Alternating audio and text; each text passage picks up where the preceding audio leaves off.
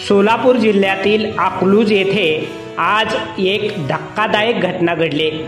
Akluj police ठाण्यात कार्यरत असलेल्या एका पोलीस हवालदार यांनी आपल्या राहत्या घरी गळफास घेऊन आपले आयुष्य संपवल्याची दुर्दैवी घटना घडली। याबाबत अकलूज पोलीस ठाणेकडून समजलेल्या माहितीनुसार अधिक माहिती अशी की अकलूज पोलीस ठाणेस कार्यरत असलेले पोलीस हवालदार सोमनाथ हरिभाऊ कोळी मूळ राहणार जुनी पेठ पंढरपूर हे त्यांची पत्नी व 2 मुलांसह अकलूज येथील पोलीस कॉलनीमध्ये राहत होते। आज दिनांक 28/8/2024 रोजी दुपारी 1:30 ते 2:30 वाजण्याच्या दरम्यान पोलीस हवालदार कोळी यांनी आपले राहते घरातील बेडरूम मधील छताचे पंख्याला साडीने गळफास घेतला।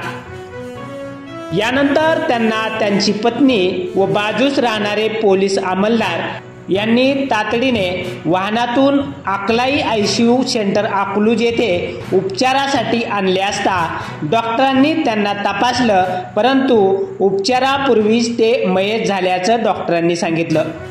आत्महत्या करणारे पोलीस हवालदार हे मूळचे पंढरपूर येथील रहिवासी असून या घटनेने अकलूजसह पंढरपूर परिसरात सर्वत्र हळहळ व्यक्त होत आहे। त्यांचे पश्चात त्यांच्या कुटुंबामध्ये पत्नी, 2 मुलं, आई, भाऊ आणि भाऊजाई असा परिवार आहे।